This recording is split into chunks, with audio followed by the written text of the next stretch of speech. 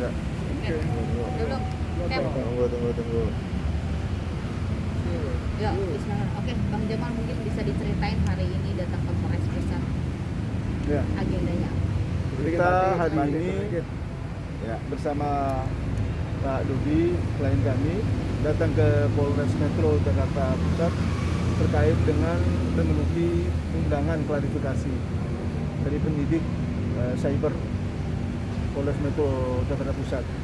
Alhamdulillah tadi kami sudah bertemu dengan penyidik, sudah di BAP beliau, sudah ditanya, ada banyak lah, lumayan lah, kurang lebih tadi hampir 2 jam lah kita di atas, dan semua sudah dijawab dengan jelas, dengan tegas, terang benderang, disertai dengan bukti-bukti kepada penyidik. Berapa pertanyaan perlu juga boleh tahu? Ada 22 pertanyaan. 22 pertanyaan. Lebih ke apa? Lebih ke apakah mengenal yang bersangkutan atau tidak, kemudian merasa dihina atau difitnah, dicemar nama baik atau tidak, ya kurang lebih seperti itulah. Kemudian pertanyaan lain itu merasa dirugikan atau tidak dengan adanya video atau konten-konten yang dilakukan oleh saudara terlapor atau saudara AW. Ya, beliau menyampaikan bahwa memang merasa dirugikan, beliau maupun juga anak beliau serta keluarga. Dan mungkin ada kendala mungkin ketika menjawab seperti apa? Enggak ada. Saya masih dalam suasana berduka, jadi saya mohon semua pertanyaan media biar Bang Jamal saja yang jawab. Silakan. Bang Jamal, kalau boleh tahu yang paling membuat Dedi paling dirugikan tuh apa sih, kata-kata apa? Ada di situ telah mengambil perhiasan berlian Vanessa Angel, kemudian uang asuransi, walaupun pada saat itu belum. Terus kemudian orang tua gagal, orang tua goblok, gila harta, dan ada lagi beberapa kata atau kalimat yang membuat memang sangat tidak bagus untuk itu dipublikasikan dan dikonsumsi oleh nelayan. Karena itulah beliau merasa dicemarkan nama baiknya, beliau merasa dihina, difitnah. Ya, makanya kemarin kita buat LP di Polda Metro Jaya. Namun karena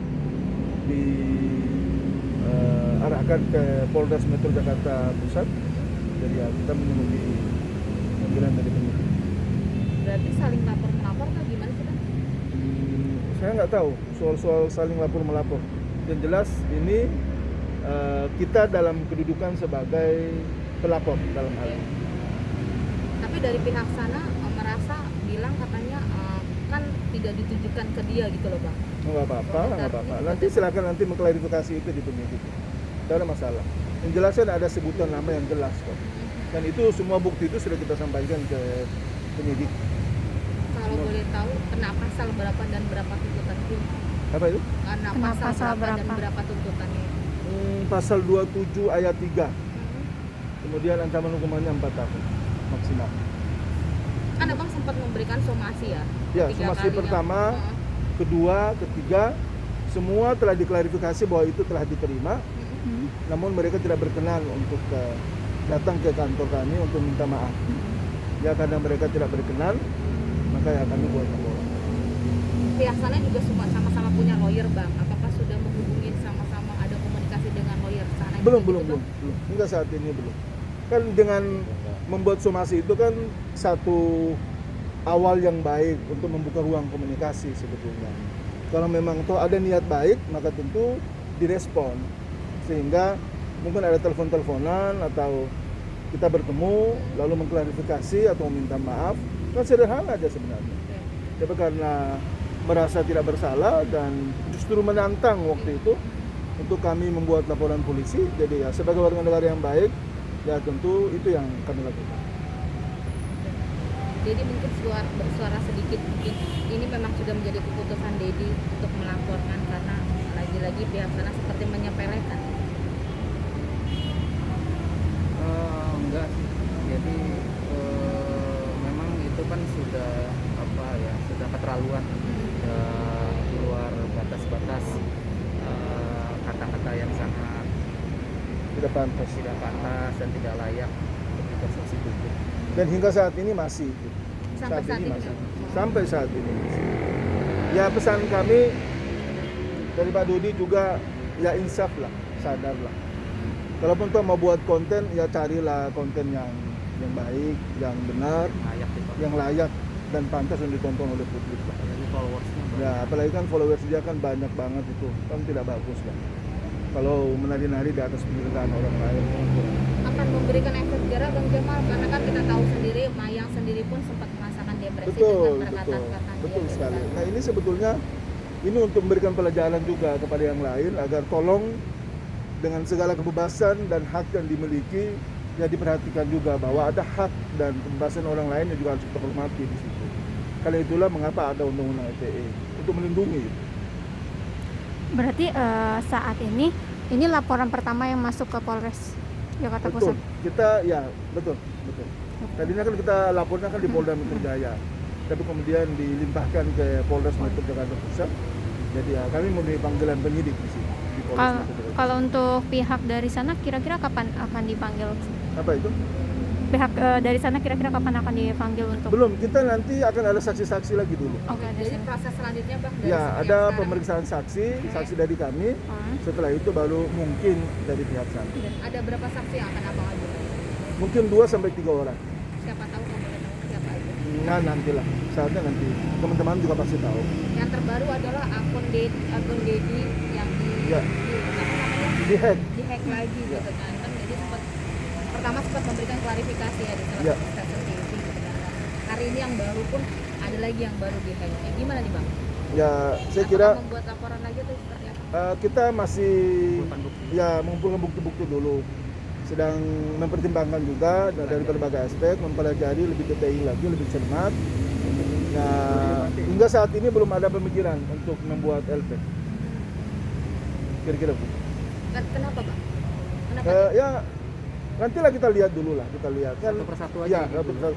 Hidup ini kan tidak mesti harus setiap saat kita buat LP kan. Hmm. Jadi kita lihat aja kalau memang toh ada kepentingan hukum kita yang mesti harus kita bela di situ, ya baru kita lakukan. Tapi kalau sepanjang ya ternyata hanya ada orang yang iseng, yang nggak ada kerjaan, terus mau mencemarkan nama baik orang atau merasa puas dengan cara dan gaya seperti itu, ya udah biarkan saja lah dia. Dedi capek nggak sih, lelah nggak sih? Karena selama ini kan Dedi sudah diam, tapi lagi-lagi diusik lagi ketenangan Dedi. Terus ada juga orang yang jahat memakai nama dirimu, nama menghack itu.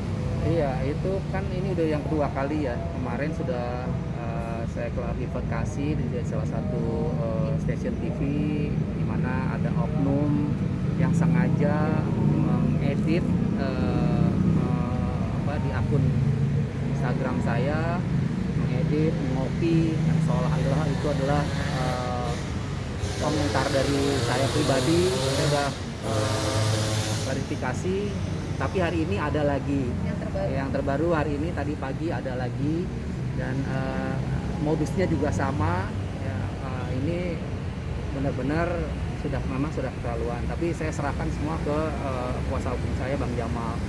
Kalau nanti memang masih begitu juga, ya tidak menutup kemungkinan nanti akan kita LP, tidak menutup kemungkinan, tapi kita satu-satu aja fokus dulu dengan yang ini Bang.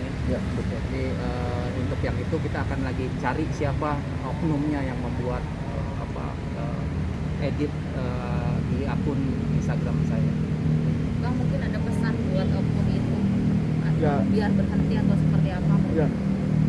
Pesan kami untuk teman-teman atau pihak-pihak yang suka iseng-iseng dengan jarinya yang lentik itu, ya mungkin ada baiknya berhentilah. Saya kira ini juga bukan perbuatan terpuji kok, perbuatan yang baik yang masih harus dicontohi oleh seluruh masyarakat, terutama generasi-generasi muda ya. Sehingga ya saya juga berharap mudah-mudahan dengan LP yang sudah kami lakukan ini, kemudian dengan adanya pemberitaan ini juga ada kesadaran dari masing-masing pihak untuk jangan lagi terlalu ikut campur lebih dalam, lebih jauh, dan kemudian juga mengimpor informasi gelap juga kepada pihak-pihak tertentu, sehingga pada akhirnya membuat masalah ini justru tidak menemukan sebuah solusi yang baik, tapi justru melebar kemana-mana dan pada akhirnya nanti akan membuang energi kita semua.